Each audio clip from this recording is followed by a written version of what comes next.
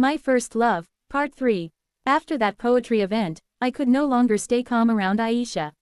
Something had changed between us, maybe not outside, but inside me everything felt different.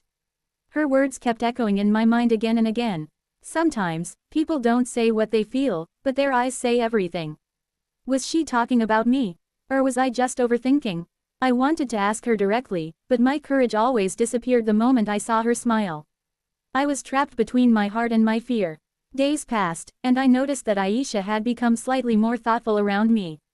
She still talked normally, still smiled, but sometimes there was a quiet seriousness in her eyes. And then one evening, something happened that I didn't expect. She asked me to meet her after college near the garden. My heart became nervous instantly. I kept wondering, why did she call me alone? That evening, the sky was cloudy. The wind was calm, and the college garden was almost empty. I reached there a little early and waited. After a few minutes, she came. She looked different that day. Not sad, not happy, just serious. We greeted each other, but there was an unusual silence between us. Finally, she spoke. I need to tell you something important. My heart started beating faster. I nodded slowly. Go ahead. She took a deep breath. I think I should be honest with you. For a moment, I felt like time stopped. Then she continued. There is someone in my life, from my family's side. My parents know him. They have started talking about our future. Her words hit me like a shock. I felt like the ground beneath me had disappeared. But I stayed silent. She looked at me carefully, as if trying to read my reaction.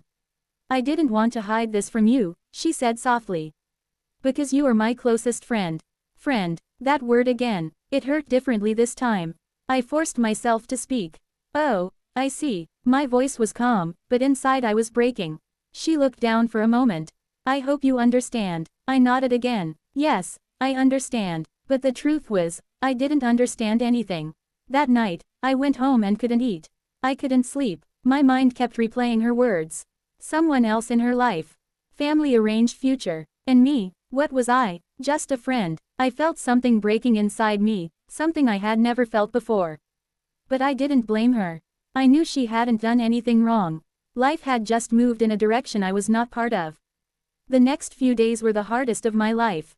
I tried to behave normally around her, but everything felt forced. She noticed the change. One afternoon, she asked me, "Are you okay? You seem different these days." I smiled and said, "I'm fine." But she didn't seem convinced. She kept looking at me quietly. Then she said something unexpected. "You can tell me anything, you know that, right?" That moment felt like an opportunity, but fear stopped me again. I wanted to tell her everything. How I felt from the beginning. How much I loved her. How I couldn't imagine my days without her. But I stayed silent, because I was afraid of losing even the little place I had in her life. So I said nothing. Days turned into weeks. And slowly, something started changing. Her engagement discussions at home became more serious. She became busier, less available. Our conversations became shorter, and I began to realize something painful. She was slowly moving away from me. One evening, I saw her sitting alone in the library. She looked tired and lost in thoughts. I went and sat beside her. For a few seconds, neither of us spoke. Then she said quietly, "Life changes so fast, doesn't it?" I looked at her and replied, "Yes, it does." She sighed. I never thought things would become like this. I wanted to ask her what she really meant, but I didn't. Instead, I just stayed there with her in silence. That silence was heavier than words. Before leaving, she said softly, "Thank you for always being there for me." I nodded, but this time, I couldn't smile properly. Because I knew something was coming to an end. And I was not ready for it. That night, I finally realized the truth I had been avoiding for so long. Sometimes, love is not about getting someone. Sometimes, it is about watching them leave, while still caring for them the same way. And that was exactly what was happening to me.